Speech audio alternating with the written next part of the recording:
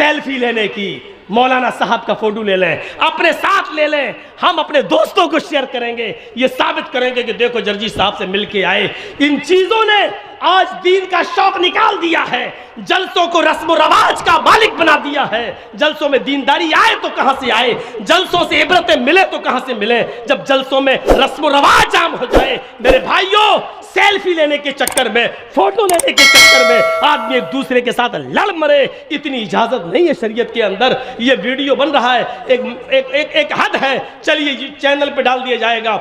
आज जर्जी साहब भाटोल बंगाल में उत्तर दिनाजपुर में है, कल ये तकरीर पूरी दुनिया में पहुंच जाएगी। एक मकसद है, लेकिन आपके साथ सेल्फी का क्या मकसद है? आप क्या करेंगे? शरीयत ऐसी सेल्फियों को हराम करार देती है जो जिसका कोई मकसद ना हो। मेरे भाइयों, याद रखिए, मेरी बिल्कुल इजाजत नहीं है कि आप कोई मेरी सेल्फी ले, और इसके बावजूद अगर आप लेते हैं तो उसके गुनाहगार आप हैं, हम नहीं, क्योंकि हम मना कर चुके हैं। रस्म रवाज छोड़िए, आइए कुछ दीनी शौक पैदा करिए अपने अंदर, दीनी शौक पैदा करिए, रस्म रवाज से उठिए। बात आगे निकल गई तो ये दो ही चीजें हुई, 8 चीजों पे चलना है। अल्प,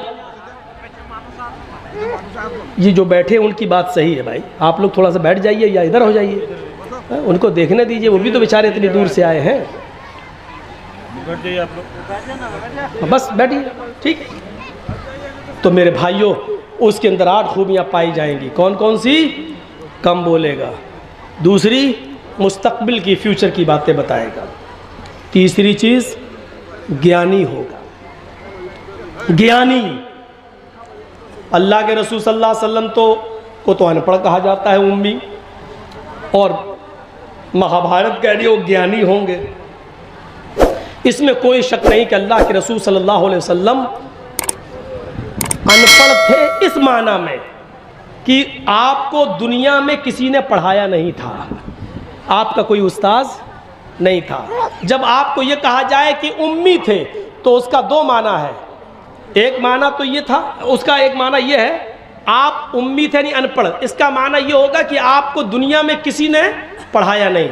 लेकिन अनपढ़ का मतलब ये नहीं है, नऊज़ बिल्लाह, अनपढ़ की 2 किस्में होती हैं। एक तो ये होता है कि वो अनपढ़ है बेचारा, जानता, पढ़ा नहीं है, उसको उसके माँ बाप ने पढ़ाया नहीं, लेकिन वो जाहिल नहीं है, वो बड़ी अक्लमंदी की बातें करता है, शऊर की बातें करता है, अच्छा बिजनेस भी चला रहा है और कायदे से बैठता भी है, कायदे से बात भी करता है। तो लोग क्या कहते हैं, पढ़ा लिखा ज़रूर नहीं है लेकिन कायदे का है, तमीज़ का है। और एक अनपढ़ वो होता है जिसको उसके माँ बाप ने पढ़ाया नहीं और साथ में उसको माहौल भी गलत मिला, खड़े होकर पेशाब करता हुआ जा रहा नाली में। एक दो बच्चे, हम बताएंगे नहीं कहाँ के, ऊपर छत पे खड़े होकर देखता कोई आदमी गुजर रहा, वहीं से उन्होंने चड्डी उतारी, पेशाब कर दिया, उसके सर पे गिर रहा। हम लोगों के साथ ऐसा हो चुका है। तो एक ये होता है कि पढ़ाया नहीं माँ बाप ने, दूसरा अनपढ़ भी बनाया। अल्लाह के रसूल सल्लल्लाहु अलैहि वसल्लम इस माना में अनपढ़ थे कि दुनिया में किसी ने आपको पढ़ाया नहीं, लेकिन अल्लाह के रसूल सल्लल्लाहु अलैहि वसल्लम बहुत बड़े आलिम थे, आपसे बड़ा आलिम कोई था ही नहीं। जब ये कहा जाए कि आलिम थे तो फिर पढ़ाने वाला कौन, तो उसका माना ये होगा कि अल्लाह के रसूल सल्लल्लाहु अलैहि वसल्लम को अल्लाह ने पढ़ाया, और जिसको अल्लाह ने पढ़ाया हो उससे बड़ा कोई आलिम हो सकता है? नहीं। अनपढ़ थे, दुनिया में किसी ने नहीं पढ़ाया, लेकिन आपसे बड़ा कोई आलिम नहीं था। क्यों? क्योंकि अल्लाह ने पढ़ाया। और ख़ुद अल्लाह ताला ने फरमाया, सूरह आला पढ़िए, सूरतुल आला पढ़िए, और देखिए क्या कहा, सनुक़रिउ का फला तंसा, सनुक़रिउ का फला तंसा। आए मोहम्मद सल्लल्लाहु अलैहि वसल्लम, हम आपको ऐसा पढ़ाएंगे कि आप भूलेंगे नहीं। क्या कहा अल्लाह ने? हम आपको ऐसा पढ़ाएंगे कि आप भूलेंगे नहीं। तो अल्लाह ने क्या कहा? हम पढ़ाएंगे। तो किसने पढ़ाया नबी को? अल्लाह ने। और इंसान को जब पढ़ाता है तो उसका पढ़ाया हुआ सबक इंसान को याद भी रहता है और भूल भी जाता है। मसलन हमें हमारे उस्ताद ने 20 साल पहले क्या पढ़ाया, आज आधा याद है, आधा याद नहीं है। हम आपको क्या पढ़ा रहे हैं अभी, और 1 घंटा 1.5 घंटा 2 घंटा बोलने के बाद आपसे पूछें हमने क्या पढ़ाया आपको, तो आपको बहुत सी बातें याद होंगी और बहुत सी भूल जाएंगे, बहुत सी आप बातें भूल चुके होंगे, क्योंकि इंसान को जब पढ़ाता है तो पढ़ाने वाला भी भूल जाता है और जिसको पढ़ाया गया है वो भी बहुत सी बातें भूल जाता है। लेकिन जब अल्लाह किसी बंदे को पढ़ाता है तो अल्लाह तो भूल ही नहीं सकता, और अल्लाह का पढ़ाया हुआ बंदा भी उस सबक को कभी भुला नहीं सकता। सनुकरियों का फला तंसा, आए नबी हम आपको ऐसा पढ़ाएंगे कि आप भूलेंगे नहीं।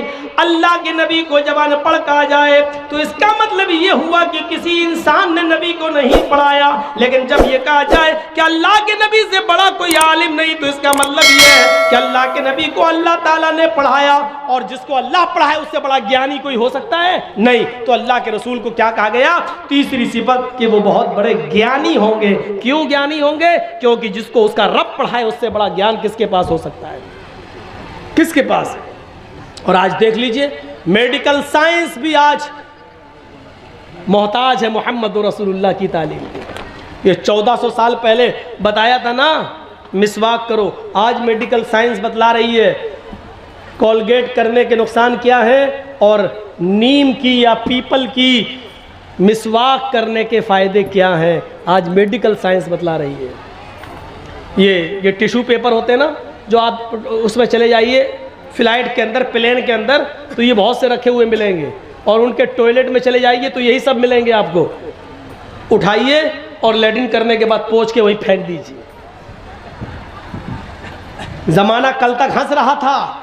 अल्लाह के रसूल सल्लल्लाहु अलैहि वसल्लम ने कहा था कि जब तुम इस्तंजा करने जाओ तो मिट्टी के 3 ढेले इस्तेमाल कर लो, 3 से कम ढेले इस्तेमाल नहीं होना चाहिए। मिट्टी के ढेलों पर हंसते थे लोग, क्या मोहम्मद साहब ने मिट्टी के ढेले अरे पानी नहीं था, मिट्टी के ढेले बता रहे हैं। आज उसी मेडिकल साइंस ने यह बता दिया कि मिट्टी के ढेले जरासीम को, कीड़ों को, गंदे कीड़ों को और खतरनाक कीड़ों को मारने में ज्यादा सलाहियत रखते हैं और गंदगी को जज्ब करने की ज्यादा सलाहियत रखते हैं। आप देख लीजिए बहुत से बर्तनों को जब आप साफ करें, सर्फ से साफ करने के बाद, रिन साबुन से साफ करने के बाद भी चिकनाहट बाकी रह जाती है, तो फिर उसको मिट्टी लाकर साफ किया जाता है और मिट्टी से उस चिकनाहट को दूर किया जाता है, क्योंकि मिट्टी के अंदर जरासीम को मारने की ज्यादा सलाहियत मौजूद है। आज की मेडिकल साइंस ने इसको बता दिया। मोहम्मद रसूलुल्लाह सल्लल्लाहु अलैहि वसल्लम से बढ़कर कोई ज्ञानी होगा?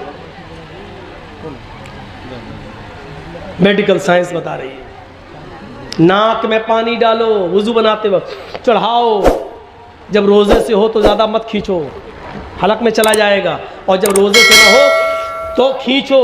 आज मेडिकल साइंस बताती, बाबा रामदेव पूछो क्या, हाँ जुकाम जिसको हो गया हो, यहाँ से पानी डालो, यहाँ से निकालो, यहाँ से डालो, यहाँ से निकालो। आज बता रहे 1400 साल पहले मोहम्मद रसूलुल्लाह सल्लल्लाहु अलैहि वसल्लम ने बता दिया।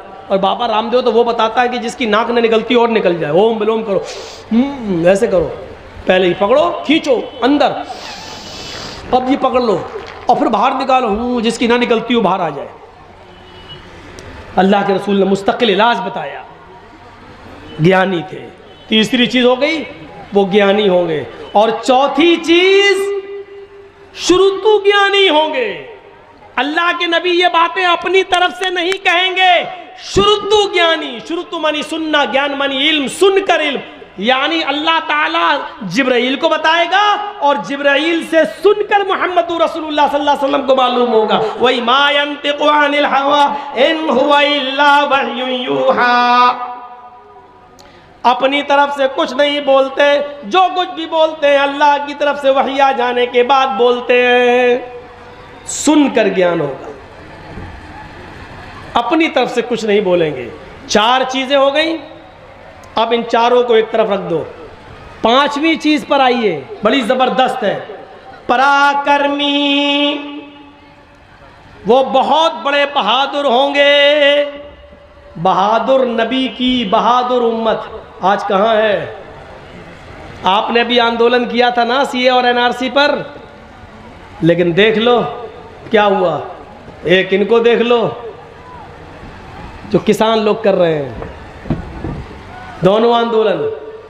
हाँ, फर्क इतना है कि जितना हंगामा अभी हुआ है, इतना हंगामा अगर आप लोगों ने किया होता तो गोलियां चल गई होती, और हुआ फिरोज़ाबाद में कितनी गोलियां चली, शाहीन बाग में कितनी गोलियां चली, दिल्ली के अंदर क्या क्या हुआ, पूरा फसाद, वो सब प्लानिंग, मंसूबे सब।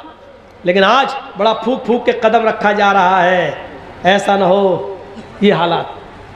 इम्तियाज़ तो बढ़ता जाता है, आपके साथ हमारे साथ इम्तियाज़ बढ़ता जाता है, क्योंकि हम लोग मीम मुसलमान से जुड़े हुए हैं, इसलिए हमारे साथ ये सुलूक तो होना ही है और होता है। लेकिन देखिए मेरे भाइयों और गौर करो, बहादुर नबी कौन होंगे? बहादुर अल्लाह के नबी सल्लल्लाहु अलैहि वसल्लम इतने बहादुर कि जब अकेले थे और लोग अबू तालिब के पास आए, कहने लगे अबू तालिब पानी हद से आगे चढ़ गया है, आपका भतीजा हमारे माबूदों को बहुत बुरा भला कहता है, अब आप अपने भतीजे को मेरे हवाले कीजिए, हम उसको मारेंगे, हम उसको कत्ल करेंगे। आपकी बात समझ में नहीं आ रही उसकी, हम लोग समझा रहे हैं फिर भी नहीं मान रहा है। मोहम्मद कहो सल्लल्लाहु अलैहि वसल्लम, आपकी भी बात नहीं मान रहा, हमारी भी बात नहीं मान रहा है, अब जहां मिलेगा हम उसको मारेंगे, नहीं तो एक मौका और दे रहा हूं, उसको समझा लो। अबू तालिब ने अपने भतीजे मोहम्मद इब्ने अब्दुल्ला को बुलाया और कहा कि बेटे तुम्हारे बाप नहीं है, मैंने तुम्हें बेटे की तरह पाला है, अपने चचा पर इतना बोझ न डालो कि वो उठा न सके। आए मेरे